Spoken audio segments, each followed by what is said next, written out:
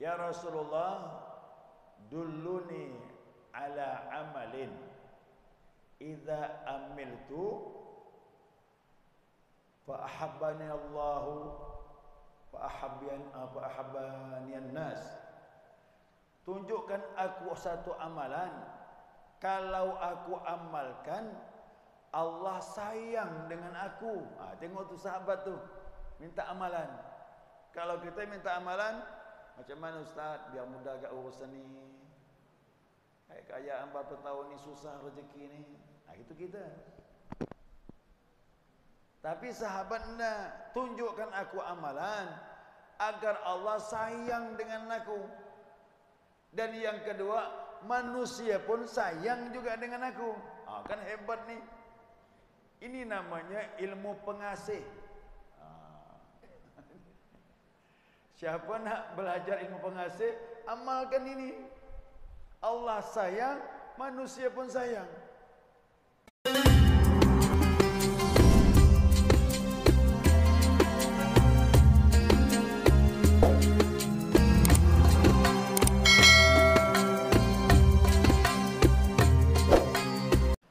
Bismillahirrahmanirrahim.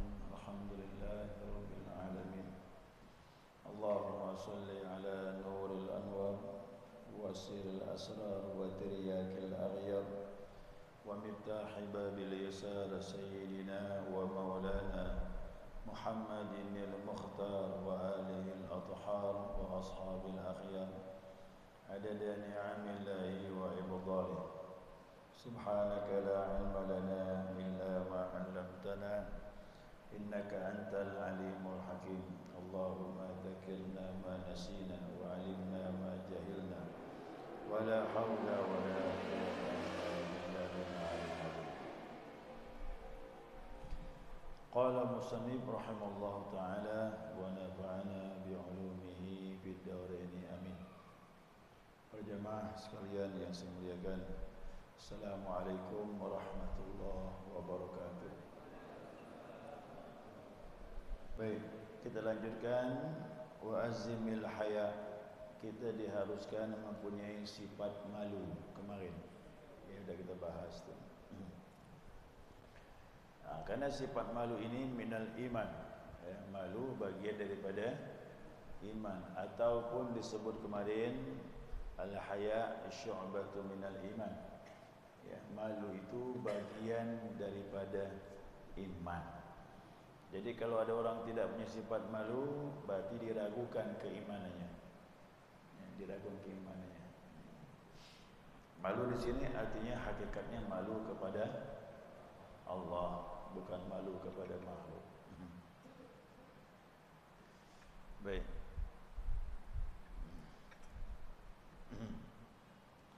Kita lanjutkan tambahan. Menurut Siri Saqati, ya kana Siri rahimallahu taala. Siri di sini Siri Saqati. Siri Saqati itu kita biasa bacakan dalam silsilah tawassul zikir. Tawassul zikir. Siri Saqati rahimallahu taala. Siri Saqati menyatakan bahwasanya sifat haya itu, sifat malu ini, dan kesenangan daripada sifat malu itu, dia menyentuh kepada hati, atau dia mengetuk kepada hati. Jadi sifat malu itu dia datangnya dari hati. Kenapa dia muncul sifat malu? Karena malu tadi dia menyadari bahawa ada Allah. Allah itu ada. Orang yang tidak menyadari adanya Allah, maka kurang sifat malu. Kalau dia menyadari Allah itu ada, insya-Allah muncul sifat malu. Dan itu menetap di dalam hati. Wa in wajada fihi zuhdu wal wara'. Apabila di sana dalam hatinya ada sifat zuhud dan wara', dia menetap. Jadi dua sifat ini, dia ada zuhud dalam hati, sifat malu menetap pada diri orang tersebut. Apa tu zuhud? Aku tanya lagi. Zuhud itu orang yang hidup tidak menjadikan dunia sebagai tujuan.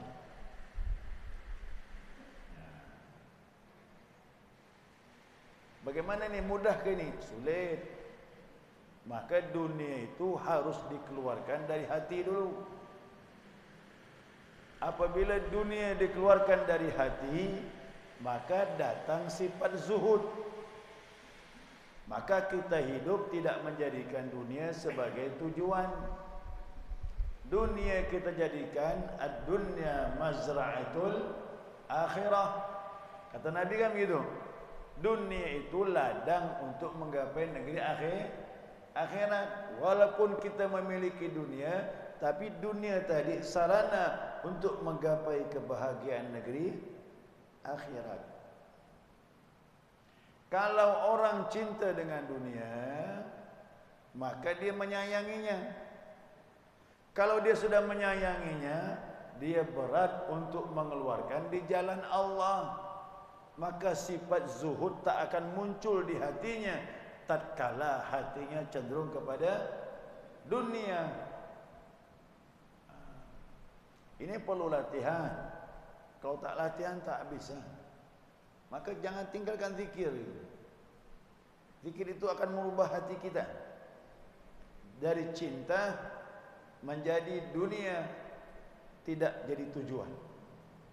Dunia hanya sebagai alat untuk menggapai negeri akhirat.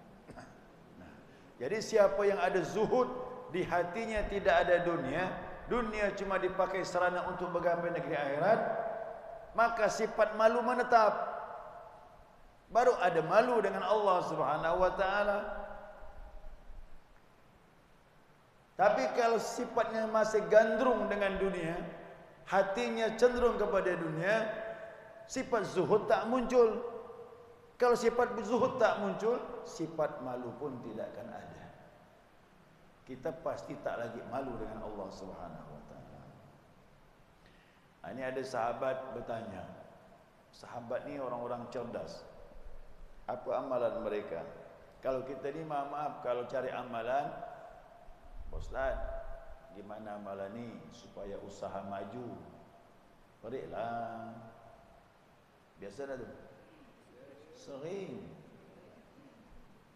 Pak Ustaz, berilah amalan biar mudah rezeki. Itu kita sekarang kan begitu. Coba sahabat. Ya. Kalau sahabat tidak begitu pertanyaannya. Ini salah satu pertanyaan sahabat. Ya Rasulullah, dulluni ala amalin idza amiltu fa ahabbani Allah fa ahabbani an-nas. Tunjukkan aku satu amalan, kalau aku amalkan Allah sayang dengan aku. Tengok tu sahabat tu minta amalan. Kalau kita minta amalan, macam mana Ustaz biar mudah agak urusan ni, kekayaan berapa tahun ni susah rezeki ni. Itu kita. Tapi sahabat enggak, tunjukkan aku amalan agar Allah sayang dengan aku. Dan yang kedua, manusia pun sayang juga dengan aku. Kan hebat ni. Ini namanya ilmu pengasih. Siapa nak belajar ilmu pengasih, amalkan ini. Allah sayang, manusia pun sayang. Inilah ilmu pengasih. Apakah di Pontianak yang pengasihnya? Tidak. Dimanapun kau berada, makhluk sayang dengan kau. Allah pun sayang denganmu. Qala. Nabi jawab, dengarkan baik-baik ini. Ini Nabi jawab. Kalau kau amalkan ini, kata Nabi, Allah sayang dengan kau, makhluk semua sayang dengan kau. Apa tu? Izhad fi dunya yuhibbukallah. Izhad fi aidin nas yuhibbukan nas. Kata gitu. Zuhudlah kau terhadap dunia, Allah sayang dengan kau. Artinya apa? Jangan letakkan dunia di hatimu, Allah cinta dengan kau, kata Nabi sallallahu alaihi wasallam. Yang kedua, zuhudlah terhadap apa yang ada di tangan manusia. Kita berkumpul dengan manusia, orang itu banyak memiliki sesuatu, jangan kau pandang itu, kata Nabi. Kalau kau berkumpul dengan dia, cukup hanya lillahi ta'ala saja. Yuhibbukan nas, pasti manusia sayang dengan kau, kata Nabi SAW. Coba buat bayangkan, kenapa Allah sayang sama kita? Kerana kita tak menempatkan dunia di hati. Kalau begitu Allah bertempat di hatimu. Tak boleh dua-duanya jamaah, tak boleh. Dunia sama Allah masuk pada hati, tak mau dia. Dia harus salah satu. Kalau ada dunia di hatimu, Allah tak ada. Kalau ada Allah di hatimu, dunia keluar. Walaupun kau memiliki dunia, tapi dunia tidak bisa mengendalikanmu. Itu yang dimau oleh Allah, dan itulah yang dimaui oleh Nabi Muhammad sallallahu alaihi wasallam. Jelas jemaah ni ya? Jangan pula nanti salah faham. Ustaz awam tu ngajar suruh tak suka dengan dunia. Salah faham. Saya suka dunia, iya. Saya miliki tapi tak mencintainya. Yang salah tu mencintainya. Itu yang salah. Jadi tasawuf bukan membuang dunia, enggak. Orang mukmin yang lebih kuat, lebih dicintai oleh Allah. Kata Nabi SAW. Ini bukan kata saya ini ya. Allah lebih cinta orang mukmin yang lebih kuat. Kuat apa? Imannya kuat, ibadahnya kuat, ekonominya pun kuat. Kok ekonomi kita kuat kan hebat, Pak. Bisa pergi haji kan? Bisa zakat, bisa bantu bangun masjid, bisa bantu bangun pesantren, bisa bantu orang yang susah. Kan hebat ini. Jadi jangan salah paham, tasawuf tidak begitu. Kalimat zuhud bukan membuang dunia, tapi tidak menempatkan dunia dalam hati. Itu dia. Yang kita susah selama ini, dunia di dalam apa tu? Yang buat tak tidur itulah dia. Sibuk urusan dunia, takut dia hilang, malam tak tidur. Pagi yang turun itu dipikirkan dulu. Itu yang tak dibolehkan. Silakan hidup, tapi ingat, jangan sampai dunia mengacaukan kita. Jadi sifat malu muncul. Kalau ada zuhud, ada malu. Kalau orang sudah menjaga dirinya, tidak menjadikan dunia sebagai tujuan, tak berani dia buat maksiat, barulah malu. Nak buat salah, malu. Nak buat ini, malu. Apa sebab? Allah ada. Ya, Allah ada. Nah, begitu juga dengan manusia. Kalau kau zuhud terhadap apa yang ada pada manusia, orang tu pasti sayang sama kita. Saya bergaul dengan orang. Kalau saya mandang apa yang dimiliki orang tersebut, memang pertama tak ketahuan. Lambat laut orang yang bersangkutan dia tahu, dia ini berkumpul dengan aku ada maunya rupanya ni. Ada sesuatu yang diharapkannya. Udah, orang tersebut tahu, putus kasih sayang. Kenapa? Kita berkumpul ada pamrih. Kalau tak ada sesuatu kita tak kumpul. Ayo hati-hati. Banyak yang ngomong sama saya begini, Pak Ustaz, tuh orang kafir, kaya lagi, sama orang baik lagi, kata dia. Apa salah dia? Masih salah, saya bilang. Dia bilang, apa salah dia? Masih salah. Salahnya jangan mandang lahiriah, tapi dia memberi sesuatu ada maunya, ada tujuan. Beda orang Islam. Orang Islam memberi sesuatu tak kembali, itu namanya sedekah. Ayo, ada orang sedekah memberi mengharapkan kembali? Nah, wajib dikeluarkan ya udah. Wassalam, selesai sudah. Itu urusan Allah. Tapi orang kafir memberi ada tujuan. Ada sesuatu yang diniatkannya. Tapi Islam tidak begitu. Makanya kata Nabi SAW, waktu Nabi duduk dengan sahabatnya, lagi ngomong, sahabat melihat ada teman yang disenanginya lewat, tapi tak mampir dengan Nabi, lewat saja. Dia ngomong dengan Rasulullah, ya Rasulullah, orang itu tuh aku senang dengan dia. Kata Nabi, qum, diri, datangi orang itu, bilang sama dia, kau senang dengan dia karena Allah. Suruh sunnah berdiri orang tersebut, didatangi orang tersebut, Assalamualaikum, Waalaikumsalam, berangkul dia. Aku sayang, senang dengan engkau karena Allah. Dia pun ngomong begitu, berangkulan dia. Yang beginilah ni kata Nabi, dua orang bertemu karena Allah, bersalaman, sebelum berpisah gugur dosa keduanya. Siapa yang bergaul begini, orang sayang dengan kita. Kenapa? Kita tak melihat sesuatu yang dimiliki orang itu, karena kita berkumpul orangnya lillahi ta'ala. Ini namanya silaturahim, yang dibawa sampai mati. Sayang begini, insya Allah kumpul nanti di akhirat. Kumpul kita, mudah-mudahan kita dikumpulkan. Gitu. Almar'u ma'aman ahab. Seseorang itu berkumpul dengan yang disenangi, yang dicintainya. Insya Allah kita cinta karena Allah, kumpul nanti di sana, mudah-mudahan. Amin. Ya, insya Allah. Kemudian satu lagi,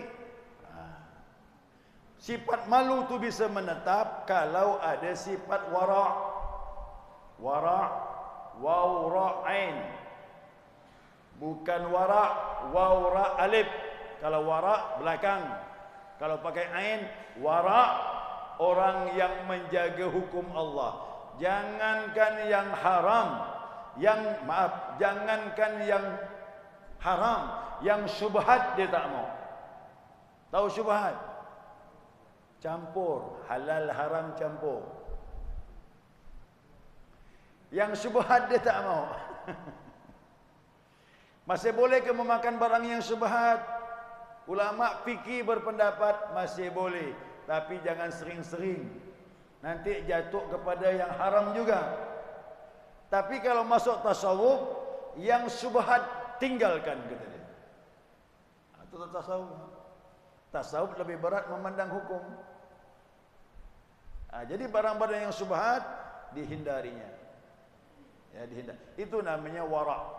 Dia lebih menjaga hukum Allah Subhanahu wa taala. Dah, jelas sudah ni ya? Kalau sudah menjaga hukum Allah, tak berani melanggar, tak mau ngambil rezeki yang haram. Oh, orang udah banyak ngambil yang haram ni Pak Ustaz. Orang lain biarkan, kita beda. Kita mau yang benar, kita ditatap Allah, dipandang Allah, amal kita mau diterima sama Allah. Wajib jaga barang yang syubhat, apalagi yang haram. Kalau terlanjur makan barang yang syubhat, banyak-banyak sedekah. Banyak-banyak sedekah. Jadi ingat, tasawuf itu konsekuen dengan diri, tak boleh terpengaruh dengan orang. Di kantor kerja, orang begini Pak Ustaz, orang biarkan dia. Kita tak boleh ikut. Mau tak ibadah diterima Allah? Mau tak? Kalau mau, jaga jangan makan barang yang haram. Ya, 40 hari kata Nabi, barang yang haram masuk dalam perutmu. 40 hari ibadahmu tak terima Allah Subhanahu wa taala. Maaf salah ni ya. Satu suap makan yang barang yang haram, 40 hari ibadahmu tak diterima Allah Subhanahu wa taala. Kenapa orang berhenti maksiat tak mau makan barang yang haram? Malu menetap dalam hati dia. Ada sifat malu. Ini kalau aku ngambil ini, Allah bilang tak boleh. Kalau kau makan ini, Nabi bilang ibadahmu tak terima Allah. Malu sama Allah, malu dengan Rasulullah sallallahu alaihi wasallam. Begitu Pak. Ini tasawuf kita belajar begitu. Ya. Lanjut lagi. Ya. Wa alamatul mustahi adamu wuqu'ihi fi dzanbi.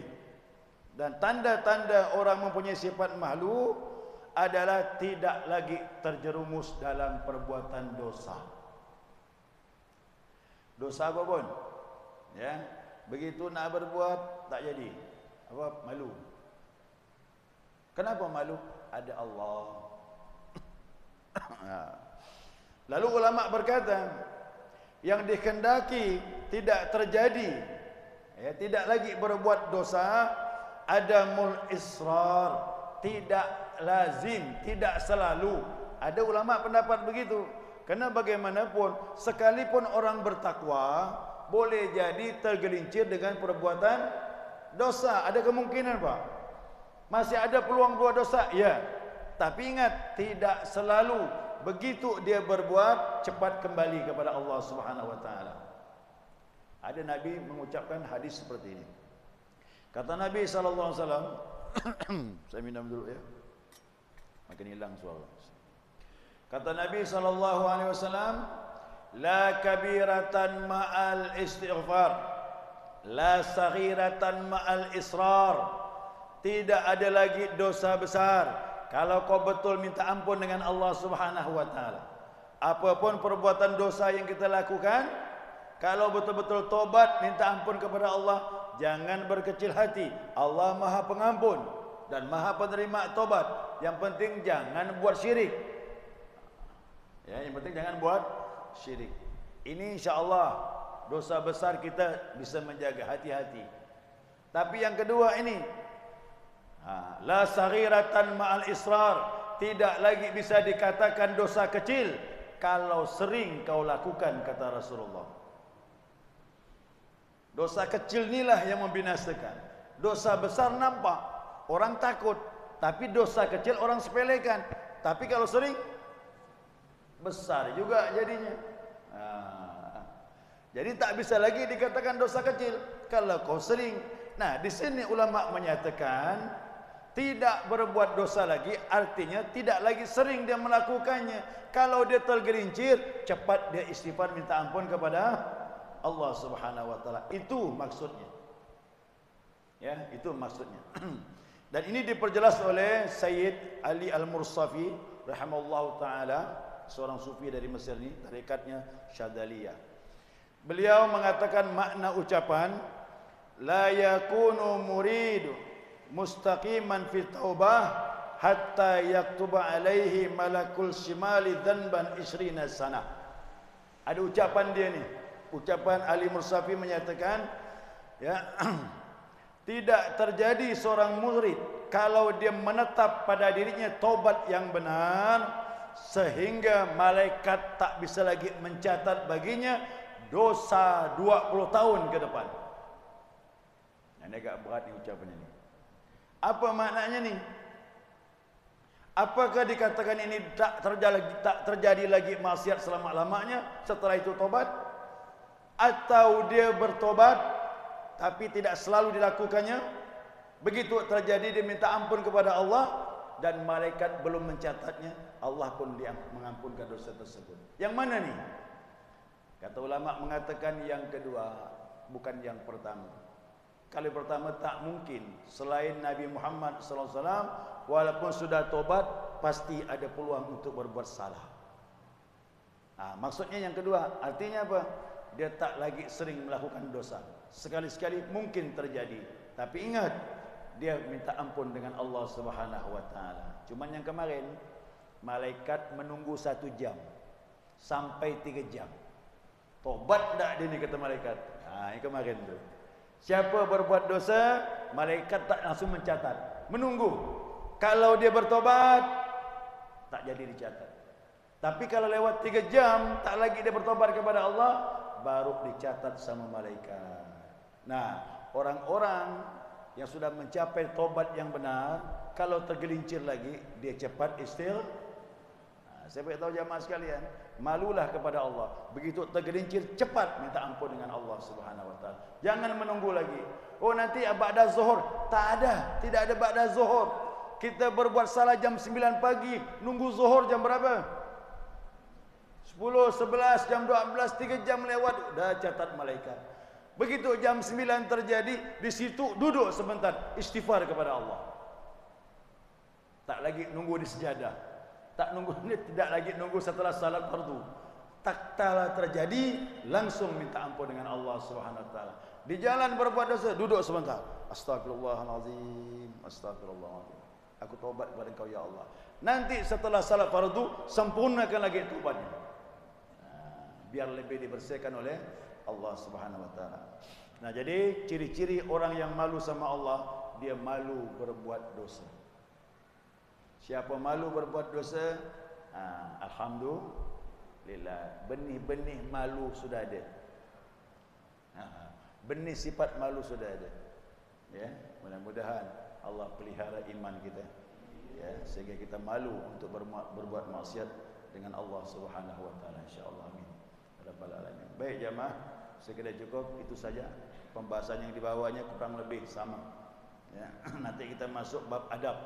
Setelah adab baru bab zikir kepada Allah Subhanahu wa taala. Ada pertanyaan? Silakan.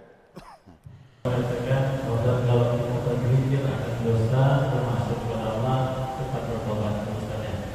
Nah, insyaallah pagi tadi sudah jelaskan malaikat menunggu sampai 1-3 jam ke depan. Nah, pertanyaannya begini, karena orang yang melakukan maksiat dia bertobat besoknya. Terus seminggu depan dia melakukan lagi, dia bertobat. Dia tidak lihat dia bertobat, tapi dia ada rasa untuk bertobat. Dan itu sering mungkin dilakukan itu. Nah, apakah tidak termasuk mempermainkan Allah seperti itu? Nah, itu kan istilah orang bahasa artinya bertobat hambal gitu. Nah, ini yang perlu saya tanyakan, jadi biar kita lebih baik. Itu dari saya. Tobat kepada Allah dalam waktu yang singkat, berbuat lagi, tobat lagi kepada Allah SWT. Tak lama lagi dia tobat kepada Allah, berbuat lagi kepada Allah. Yang seperti ini maaf belum ada sifat malu. Sifat malu itu dikatakan la yakunul wuqu'i adamal israr. Dia mungkin terjadi tapi tidak sering, sekali-sekali. Sekian tahun sudah berlaku, dia taat kepada Allah, ada ujian, tergelincir dia. Wajar, dia bukan nabi, tapi dia cepat kembali kepada Allah. Tapi ini dalam waktu yang sesingkat-singkatnya buat lagi. Tobat lagi, buat lagi, tobat lagi. Ini dikatakan tobat sambal. Waktu pedas tobat, hilang pedas, buat lagi. Ini sama dengan maaf. Syarat tobat belum dia miliki. Apa syarat tobat? Istighfar kepada Allah. Yang kedua, nadama, menyesal. Menyesal itu rukun yang tertinggi dalam tobat. Kalau dia berbuat maksiat dalam waktu yang rentang waktunya tidak jauh, batin nadama, menyesal betul-betul, tidak ada waktu dia tobat. Tak ada. Yang ketiga, berazam dalam hati, tak terbeti hati untuk mengulangi lagi. Kalau tiga macam ni ada, tak mungkin dalam waktu yang singkat dia berbuat lagi. Berarti sifat malu belum dia muncul. Ingat, buah tobat yang diterima Allah, malu muncul. Ada malu dia. Cuman orang seperti ini tak boleh kita musuhi, tetap kita rangkul juga. Ingat, jangan mempermainkan Allah. Tobatlah sebenar-benar tobat, menyesal, tanamkan di hati, tak akan mengulangi. Mudah-mudahan Allah bantu engkau untuk itu. Doakan sekali dia, beri dia pengarahan. Seperti itu. Ya. Udah waktu habis. Subhanakallahumma wa bihamdika asyhadu an la ilaha illa anta astaghfiruka wa atubu ilaik. Allahumma shalli ala Muhammad.